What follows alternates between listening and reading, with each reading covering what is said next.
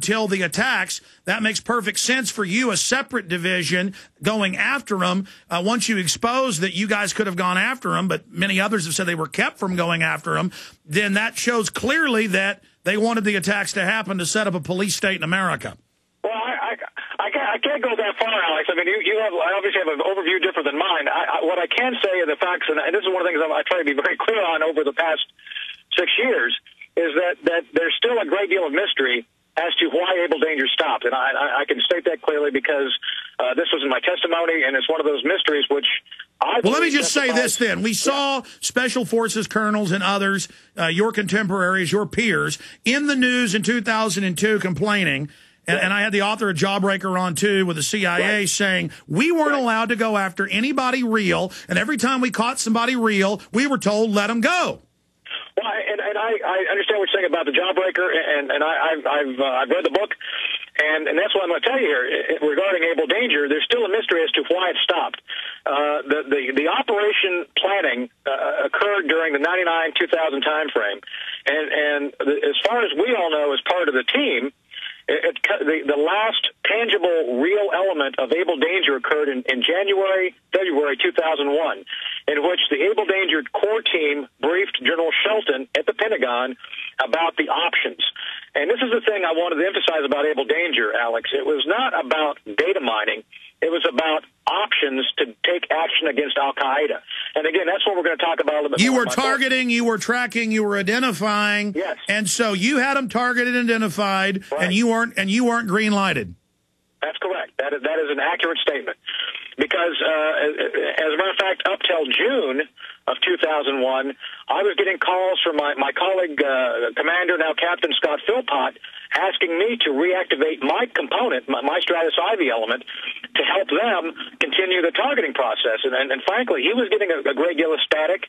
I was pulled off. As a matter of fact, I was pretty much fired because I wouldn't back down on the issue. I actually had a confrontation, which you can find on the internet, where I talked to the government security news, where I was interviewed, and I talked about the fact that my boss, Major General Rod Isler, and I had a shouting contest where I basically said, look, we've got to do this because this is a clear target, and I was told it's not your job.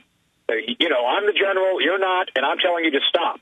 So essentially during that time frame from February of 2001 until, the attacks, those of us who were trying to actively work this, because of our, and Alex, you understand this. I mean, I didn't just come off the street and pick up being an intelligence officer overnight. I had quite a bit of experience at the time, and so did the entire team. And we were all saying there's something wrong here. We got to do something because there's indications that these people are not only going to do something, we have cells of al-Qaeda within the United States.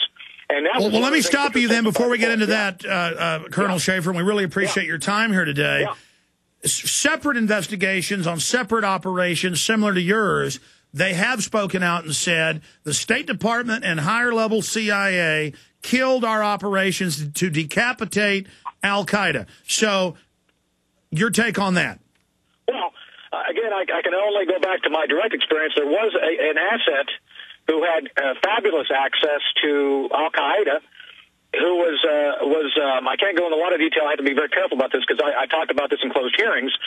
There was an operative, someone we had recruited, who we had every indication was loyal to us, who had fabulous access to the al-Qaeda planning elements within Kabul. And frankly, this gets closer to the point of what Able Danger, my part of Able Danger, was all about. That was really the focus for me, was Kabul. And what this individual had access to. And one of the things I told the 9/11 Commission was, we don't know why we were told to terminate our access to this individual.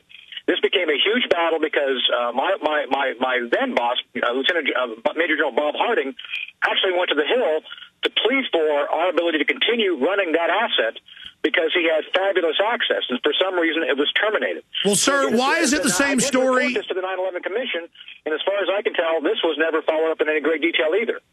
Why is it the same story with Hassan a couple months ago at Fort Hood? For 2 years, he's sending emails. The CIA is capturing and all. Now Congress wants to see that. They've declared national security. We have the underwear bomber 2 weeks ago. He specifically, they want to put him on the watch list. His dad warns he gets through. I mean, this is not just government incompetence. These guys always get through. No, and that's the funny thing here, Alex. You got to look at this because, again, we had testimony, we had hearings on this in 2002, 2003. Again, when I testified in 2006 about the same core issues, and here we are in 2009, and I find it, and I'll be totally blunt here, I find it insulting that you have the special advisor of the president, Mr. Brennan, saying, we just didn't get our act together. As an American taxpayer, I'm aghast at the money they have spent over the past 6 years trying to fix this. After, I personally put my career on the line to go testify about it, and yet no one seems to take seriously the need to fix the system. And, Alex, it's not about more. It's not at all about more. As a matter of fact, we're going the wrong way. The more bureaucracy you create, the better the chances are you will have an Hassan or an underwear bomber get through security, because you are not layering security, you are bloating security. And this is where, and I know that one of the reasons we're talking is because Mr. Tarpley was saying, I've been out talking about this a little bit, and I think he agrees with me on this point. I'd like to believe so. I am not for more bureaucracy. As a matter of fact, the actual elegance of Able Danger was we avoided the bureaucracy, and that was one of the downfalls of the project, I believe, is because we avoided the powers that be relating to who the pros consider themselves to be regarding Al-Qaeda and all that. And they didn't want you to upstage them. No, absolutely, and that was a huge issue. I actually had a confrontation with one of the CIA officers at SOCOM. He was a friend of mine. I had to go in and brief him on Able Danger, and he was being as friendly as he could be when he told me, Tony, I understand what Able Danger is about. I know it's not competing with us, but I can tell you right now, we CIA will never share our best information with you, because if you're successful and we're not, you will upstage us. Therefore, we will not participate. So, again, we recognize... Is that why the CIA's been using Blackwater instead of the Army? Well, I actually was on ABC News with Brian Ross's unit on this just recently, where I talked about the fact that this is one of the strange ironies. I was the guy who had to handle the first two Blackwater operatives who were killed in action back in October of '03. So not only do I have direct knowledge of it, I was the guy that, when they got killed, I had to do the graves registration stuff. That's the military term for basically coordinating the removal of the bodies from country to leave. So, in my judgment, absolutely. One of the things we recognized early on during the war is CIA really wanted to run its own game. And again, this is going to be something we talk about in the book to a great extent. So they're setting up their own private army instead of using the Army.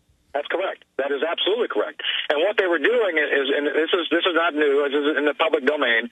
They have their ground operations branch, which actually does their paramilitary operations. And one of the problems after 9/11 is they had a hard time building enough quickly with qualified and cleared officers. So one of the things they did, they took a shortcut and started hiring Blackwater individuals who were, essentially coming out of Army Special Operations, out of Navy Special Operations, and putting them out in the field as CIA operatives. And again, this has been on Brian Ross. You can go to the internet, you can pull up the story where I talk about this on air. And the fact is this: they were taking these contractors and using them essentially, and I'll be blunt, mercenaries. They were using them in a role, not as security guards, but as guys outside the wire trying to train Afghan and Pakistani individuals to be essentially their operatives on the ground to do special operations. And they've got them in Pakistan right now. Yes. So that's what we're faced with right now. And frankly, one of the things I said with Brian Ross, and I'll say it again here, is that I think they did a great deal of this to avoid oversight.